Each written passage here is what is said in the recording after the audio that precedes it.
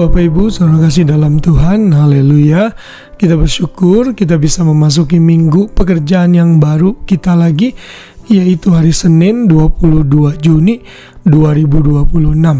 Kiranya kita terus semangat dalam menjalani hari-hari kita, karena kita tahu hidup yang kita miliki itu sangat berharga. Saudara, dalam mengirim Tuhan, tentunya akan ada banyak tantangan yang ada di depan kita. Tuhan tidak pernah berjanji kita akan lepas dari masalah dan pergumulan. Karena itulah Tuhan memberikan kita nasihat agar menjadi pribadi yang berdiri teguh, berdiri kokoh di dalam Tuhan. Dan ada begitu banyak elemen yang sudah kita pelajari, terutama mendekati akhir dari bulan Juni ini.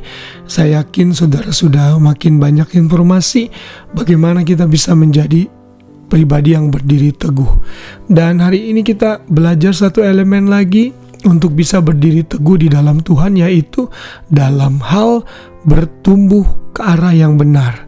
Berdiri teguh dalam bertumbuh itu satu kewajiban yang perlu kita lakukan sebagai orang percaya. Saya yakin kalau saudara memelihara pohon, memelihara hewan peliharaan, atau memelihara atau memiliki anak, saudara tidak mau semua itu tidak bertumbuh.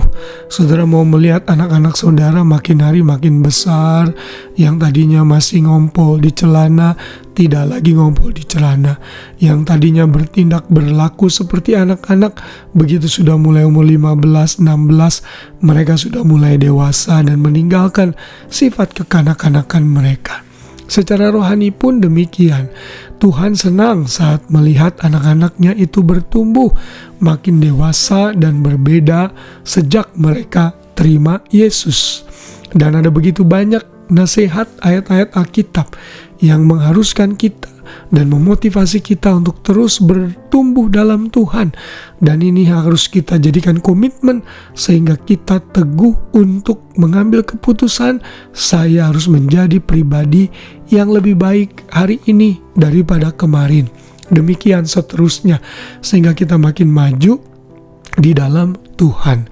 Dan hari ini kita belajar dengan dari satu ayat dalam 2 Petrus 3 ayat 18. Di sana dikatakan, tetapi bertumbuhlah dalam kasih karunia dan dalam pengenalan akan Tuhan dan Juru Selamat kita, Yesus Kristus.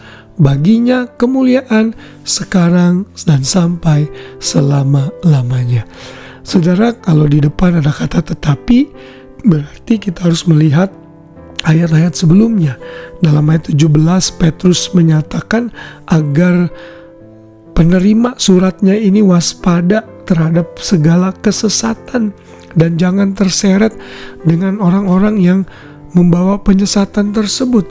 Tetapi Petrus dalam inspirasi Roh Kudus menghendaki kita untuk terus bertumbuh dan mengenal kasih karunia Tuhan yang sesungguhnya, mengenal Tuhan Yesus yang sesungguhnya, sehingga kita terus hidup memuliakan Tuhan dari sekarang dan sampai selama-lamanya. Mari terus kokoh berdiri dan bertumbuh di dalam Tuhan. Jangan pernah stagnan dalam hidup ini, tetapi mari kita membuat terobosan-terobosan baru yang memotivasi kita untuk terus bertumbuh di dalam Tuhan.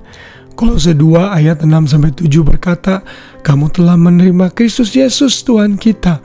Karena itu hendaklah hidupmu tetap berakar di dalam Dia dan dibangun di atas Dia. Bertambah teguh dalam iman yang telah diajarkan kepadamu dan hatimu melimpah dengan syukur. Tuhan mau kita semua hidup dalam ucapan syukur. Tuhan mau kita terus bertambah hebat di dalam Tuhan dalam hal kerohanian. Kita berakar di dalam Tuhan, dibangun lalu bertumbuh dan menghasilkan buah yang lebat. Saat ini terjadi, maka nama Tuhan yang akan dimuliakan. Dalam pertumbuhan kita, ke arah mana kita harus bertumbuh? Efesus 4 ayat 15 memberikan jawaban kepada kita.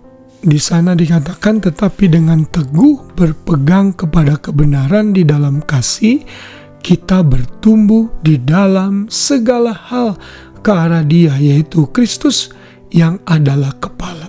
Jadi pusat pertumbuhan kita adalah kepada Kristus, bukan kepada yang lain. Dengan demikian, kalau kita berpikir seperti ini, maka kita akan terus memiliki komitmen untuk berdiri teguh dan bertumbuh di dalam Tuhan. Hidup kita tidak stagnan, tapi kita hidup makin hari makin menjadi pribadi yang baik.